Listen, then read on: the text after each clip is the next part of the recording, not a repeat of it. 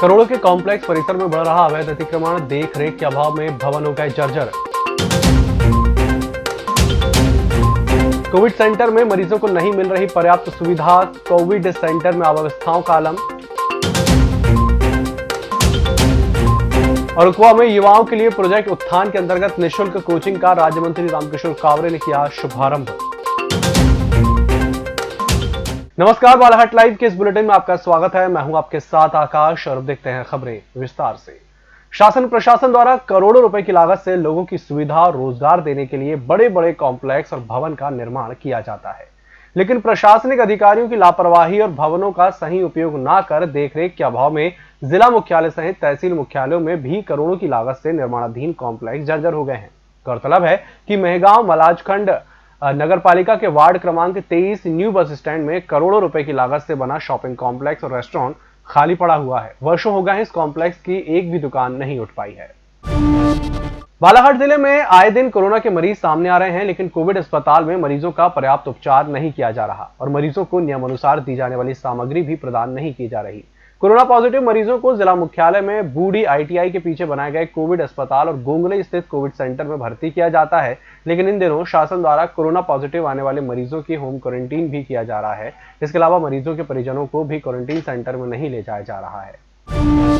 आयुष और जल संसाधन विभाग के राज्य मंत्री रामकिशोर कावरे ने 18 नवंबर को उकवा में जिला प्रशासन द्वारा प्रोजेक्ट उत्थान के अंतर्गत युवाओं के लिए निःशुल्क कोचिंग का शुभारंभ किया। इस कोचिंग के माध्यम से जिले के इस आदिवासी बाहुल्य क्षेत्र के युवाओं को पुलिस और सुरक्षा बलों में भर्ती की तैयारी के लिए 2 माह की निःशुल्क कोचिंग दी जाएगी। जिला प्रशासन का प्रयास है कि प्रदेश सरकार द्वारा हेड कांस्टेबल और आरक्षक के 4000 पदों पर की जा रही भर्ती में बालाघाट जिले के अधिक से अधिक युवा सफल होकर भर्ती हो सके। जिला प्रशासन की इस पहल को युवाओं का अच्छा प्रतिसाद मिल रहा है और प्रथम 2 दिनों में ही लगभग 1000 युवाओं ने कोचिंग लेने के लिए अपना पंजीयन कराया है। इसी के साथ बुलेटिन में चला एक छोटे से ब्रेक का, जल्द हाजिर होंगे। हर घूंट सेहत से भरपूर, without sugar, without caffeine and with natural tea colour. Ayur Amrit herbal tea अपनाइए, जो हृदय के लिए रामबाण औषधि है। अब टी नहीं, सिर्फ आयुर अमृत हर्बल टी। ब्रेक के बाद फिर से आपका स्वागत है। बरवेली थाना क्षेत्र में विगत दिनों से जुआरियों के द्वारा जुआ खिलाए जाने का कारोबार धड़ल्ले से चलाया जा रहा था, जिसकी सूचना पुलिस को मुखबिर के द्वारा दी गई। सूचना पर पुलिस बल के साथ शांतिनगर बस्ती कुलदीप ब्रह्मे के घर के पास पहुंचकर जहां स्ट्रीट लाइट और मोबाइल फोन की टॉर्च की रोशनी में ताशपत्तों से रुपए पर हार जीत का दाव लगाकर जुआ खेला जा रहा था। उक्त जुआ फड़ पर पुलिस ने दबिश देते हुए जिला बदर के 2 आरोपी सहित कुल 18 आरोपियों को गिरफ्तार किया है। वहीं पुलिस ने 1,13,430 रुपए जब्त किए हैं।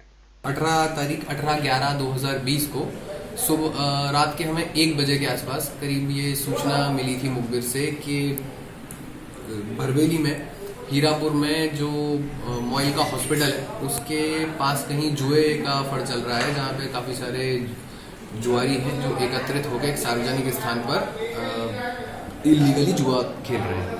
तो इसमें मुखबिर की सूचना के अनुसार स्थान पर दबिश दी गई, जहाँ पर कुलदीप ब्रह्मे जो कि पूर्व से जिला बदर है, उसके घर के पास मुखबिर ने सूचना दी थी कि वहाँ पर इस तरह का एक जुए का फड़ चल रहा है। वहाँ पर हमारे द्वारा सुनियोजित ढंग से एक दबिश दी गई, जिसमें दबिश में वहाँ पर उसके घर के बाहर मेन रोड के साइड में एक स्ट्रीट लाइट में मोबाइल के फ्लैश जलाकर एक जुआ फड़ लोग इकट्ठे होकर ताश हमें खेलते मिले।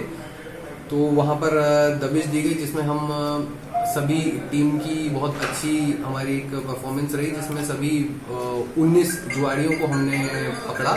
एक जुआरी था जो वहां से पुलिस को देखकर तत्काल भाग गया, गली में अंधेरे के कारण फायदा उठाकर भागने में सफल हुआ।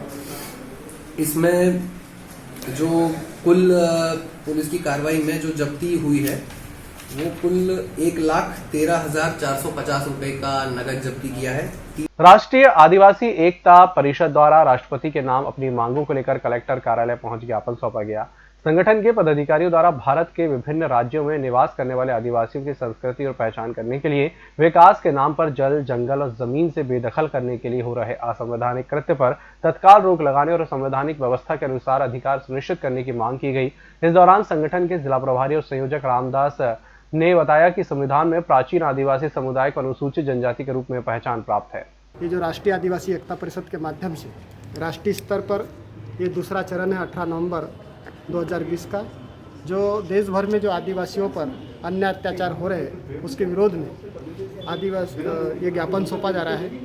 और आदिवासियों की जो जल जंगल ज़मीन के खिलाफ में और देश भर में बहुत सारे जो षड्यंत्र किए जा रहे हैं उन सारे षड्यंत्रों के खिलाफ में राष्ट्रीय स्तर पर राष्ट्रीय आदिवासी एकता परिषद के माध्यम से ये ज्ञापन सौंपा जा रहा है। इस ज्ञापन में सारी मांगे हैं, सारे जो मुद्दे हैं उन मुद्दों को लेकर यह ज्ञापन सौंपा जा रहा है। मुख्य मांगे क्या है आपकी? मुख्य मांगे कि ये जो जल जंगल ज़मीन और जो आदिवासियों की जो संस्कृति और पहचान को समाप्त करने का जो आरएसएस के माध्यम से षड्यंत्र किया जा रहा है उस षड्यंत्र को आदिवासियों में, मूल निवासी बहुजनों में ले जाकर राष्ट्रव्यापी जन आंदोलन खड़ा किया जाए और उनकी आज़ादी का आंदोलन चलाने के लिए ये सारा मुद्दा है।